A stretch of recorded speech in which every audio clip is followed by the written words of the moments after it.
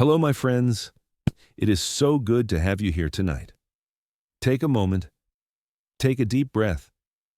Imagine you are sitting with me by a warm fire. Outside the world is busy and loud, but here it is quiet. Close your eyes for just a second. Think about your kitchen. Think about that small container on your counter or in your cupboard. Maybe it is glass, maybe it is ceramic. Inside are tiny white crystals, so small, so simple. Salt. Have you ever really looked at salt? I mean, truly looked at it? Each crystal catches the light like a tiny diamond. We shake it on our food without thinking. We add it to water when we cook.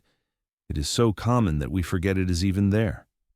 But my friends, what if I told you that this simple mineral, this everyday thing that sits in your kitchen right now, has caused wars? What if I told you it has built empires and destroyed them? What if I told you that people have died for it, killed for it, walked hundreds of miles under burning sun just to touch it? You might think I'm exaggerating. You might think, how could something so cheap and so ordinary be that important? But that is the beautiful mystery we are going to explore tonight. Because salt, my friends, is not just salt. It is power. It is survival. It is the invisible thread that connects every human civilization that has ever existed. And its story is your story too. So tonight, let's go back. Let's go far back into the mists of time. We are going to travel through thousands of years. We will walk ancient roads covered in dust. We will stand in the courts of emperors. We will watch as ordinary people become heroes, all because of salt. Are you ready? Then let us begin our journey. Imagine a land of golden sand and a bright burning sun. We are in ancient China over 6,000 years ago. Picture this. The Neolithic people are living near a beautiful lake, Lake Yuncheng. The lake sparkles in the sunlight. But these ancient people notice something special. When the water dries up, it leaves behind white crystals on the shore. They taste it. It is salty. But more than that, it makes their food taste better. It helps preserve their meat so it does not spoil in the heat. These people do not know the science. They do not know about sodium or chloride, but they know this white powder is precious. So they begin to collect it, they begin to harvest it. And my friends, this is where civilization changes forever. Because salt is not just about flavor. It is about life itself. Our bodies need salt to survive. Every cell in your body right now depends on salt to function. Your heart, your brain, your muscles. Without salt, we die. The ancient Chinese understood this deep in their bones, and so salt became sacred. By 2700 BC, something remarkable happens. The Chinese Emperor Xiaoyu does something that will echo through history. He creates the first known tax on salt. Think about that for a moment. The very first tax in recorded history was on salt, not on gold, not on silk, on salt. Why? Because everyone needed it. Rich people, poor people, warriors, farmers, everyone. And this is where the story gets darker. Where there is need, there is power. And where there is power, there is control. Now let us travel west, cross the mountains and the deserts. We arrive in ancient Rome around 200 BC. The city is growing, it is becoming an empire, and Rome has a problem. How do you feed a growing city? How do you preserve food for your armies? The answer is salt. The Romans are brilliant. They understand that whoever controls the salt controls everything. So they build something extraordinary. They build roads, not just any roads, salt roads. The most famous is called the Via Salaria. Via Salaria means the salt road in Latin. This road stretches over 240 kilometers from Rome to the Adriatic coast. Can you picture it? Imagine you are standing on this ancient road. The sun is hot on your skin. You hear the sound of horse hooves and wagon wheels. Coming toward you is a convoy. Wagons piled high with white salt from the coastal pans. This salt is going to Rome. It will preserve food for thousands of people. It will pay soldiers. Wait, pay soldiers? Yes. Listen to this beautiful piece of history. Roman soldiers were sometimes paid in salt or given money to buy salt. This payment was called a salarium. Do you hear it? Salarium. Salary. The word we use today for our wages comes from salt. When you go to work, when you earn your salary, you are speaking a word that is thousands of years old, a word that connects you to Roman soldiers who walked this very road. Salt was money. Salt was survival. Salt was power. But here is what breaks my heart, and what should make you think. With power comes greed. The Roman emperors taxed salt heavily, so heavily that poor people could barely afford it, yet they needed it to live. Do you see the cruelty? Taking something people need to survive and making it expensive, making it a tool of control. This pattern will repeat again and again throughout history. Remember this, we will see it again soon. Now let us journey to Africa. We are crossing the Sahara Desert. It is the year 1300. The heat is unbearable. The sand stretches forever in every direction. And walking across this burning wasteland are camels, hundreds of camels. They are carrying something more precious than gold. They are carrying salt. In places like Tagaza and Taoudeni in the northern Sahara, men work in terrible conditions to mine salt from ancient salt deposits. They cut huge blocks of salt from the earth. Each block weighs as much as a person. They load these blocks onto camels. And then they begin a journey that could take months. They are heading south to West Africa, to cities like Timbuktu. Now, close your eyes and imagine you are a merchant in Timbuktu. You are waiting. You have been waiting for weeks. And then you see it. On the horizon, a dust cloud. The caravan is coming. Your heart beats faster because you know what this means. These camels are carrying salt. And you have gold. Beautiful gold dust from the mines of West Africa. Here is what happens next. It will sound impossible, but it is true. In some parts of West Africa, salt was traded weight for weight with gold. 1 kilogram of salt for 1 kilogram of gold. Can you imagine that? Salt as valuable as gold. Why? Because in the scorching heat of West Africa, people lost salt through sweat. They needed it desperately for their bodies to work. Without it, they would become weak. They would get sick. They would die. But gold could not save your life. Gold could not preserve your food. Gold could not make your body work. So salt became king. The great empire of Mali rose to power partly by controlling these salt trade routes. The legendary city of Timbuktu became one of the richest and most educated cities in the world, not because of gold, because of salt.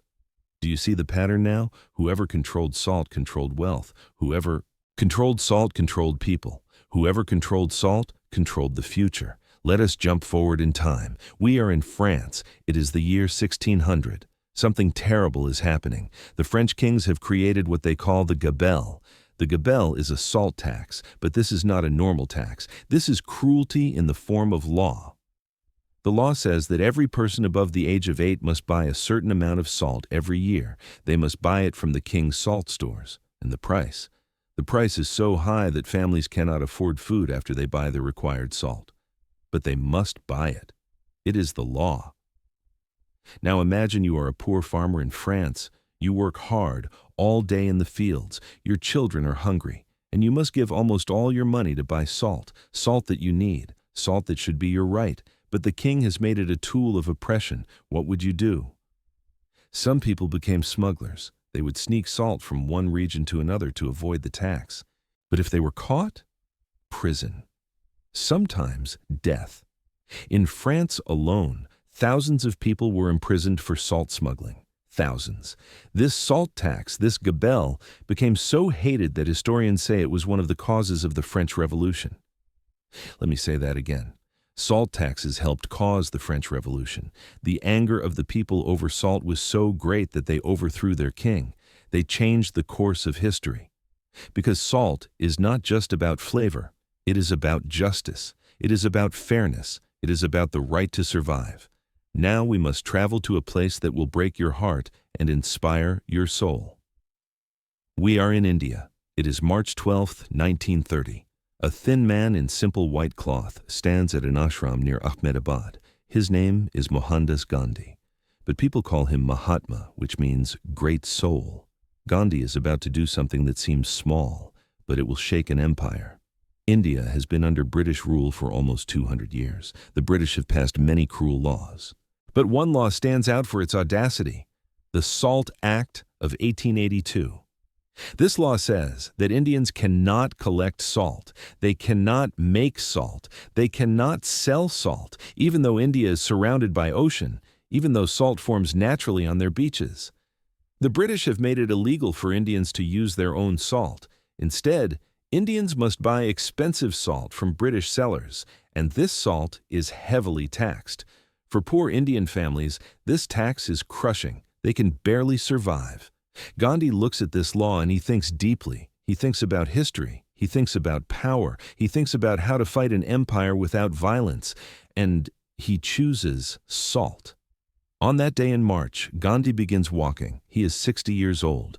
He walks from his ashram toward the coast to a village called Dandi. It is 240 miles away. That is 385 kilometers. He will walk for 24 days. Can you picture it? An old man walking through the countryside. But he is not alone. As he walks through villages, people come out to see him. They join him. Thousands of people join him, young and old, rich and poor, Hindu and Muslim, all walking together. Gandhi stops at villages along the way. He speaks to the people. He says, "This salt tax is not just about money. It is about dignity. It is about our right to our own land. It is about freedom." Finally, on April 6, 1930, Gandhi reaches the beach at Dandi. The sun is rising. The world is watching. Journalists from across the globe have come to see what he will do. Gandhi walks to the water's edge. He bends down. He picks up a lump of salt from the beach, natural salt, free salt, Indian salt, and in that moment he breaks the law. It seems so simple, just picking up salt. But my friends, with that one act, Gandhi tells the British Empire, "You do not own us. You do not own our land. You do not own our salt. We are free." Millions of Indians, inspired by Gandhi, begin making their own salt. They break the law together. The British arrest over 60,000 people. They beat peaceful protesters. But they cannot stop the movement. The Salt March becomes one of the most important events in India's fight for independence, and in 1947, India becomes free. All because of salt. So here we are, back by our fire, back in our quiet moment together. The journey is complete. We have traveled thousands of years. We have walked with ancient Chinese harvesters and Roman soldiers. We have crossed burning deserts with African merchants. We have stood with French farmers and Indian freedom fighters. And what have we learned? We have learned that nothing is ordinary. Nothing is simple. That small white container in your kitchen, it holds empires. It holds revolutions. It holds the sweat and blood and dreams of countless humans who came before you. We have learned that throughout history, those in power have always tried to control what people need to survive: water, food, salt. And we have learned that people have always fought back, sometimes quietly, sometimes loudly, but always bravely. But here's the deepest truth, my friends, the truth that I want you to carry with you when you leave this fireside tonight. This story is not just about salt. It is about you. Because right now, in our modern world, there are still things that everyone needs to survive: clean air, clean water, fair wages, freedom. And there are still people who try to control these things, who try to make them expensive, who try to use our basic needs as tools of power. The question is not what happened back then. The question is, what is happening right now? And more importantly, what will you do about it? Will you stand up like Gandhi? Will you recognize that the everyday things we take for granted are actually precious? Will you fight for fairness? Will you remember that power belongs to the people, not to the few who try to hoard it? Every time you shake salt onto your food, I want you to remember. Remember the Chinese who first harvested it. Remember the Romans. who built roads for it. Remember the African traders who crossed deserts for it. Remember the French who went to prison for it. Remember Gandhi who walked 240 miles for it. Remember that you are part of this story, this long, beautiful, painful, triumphant human story. And know this, you have more power than you think, because change does not always come from kings or presidents or wealthy merchants. Sometimes it comes from an old man picking up salt from a beach. Sometimes it comes from farmers saying no more. Sometimes it comes from ordinary people who decide that enough is enough. You are made of the same courage, the same strength, the same spirit. So go now. Go back into your busy, loud world. But carry this story with you. Let it remind you that you are connected to every human who has ever lived, that your choices matter, that your voice matters, that you matter. And maybe, just maybe, when you reach for that salt in your kitchen tomorrow, you will pause, you will look at those tiny crystals catching the light, and you will smile. Because you know the secret now. You know that nothing is ordinary, everything is sacred, and you, my friend, are part of the most extraordinary story ever told, the story of humanity. Thank you for sitting with me tonight. Thank you for listening. Thank you for being here. Until we meet again by this fire, take care of yourself. And remember, you are powerful beyond measure. Good night.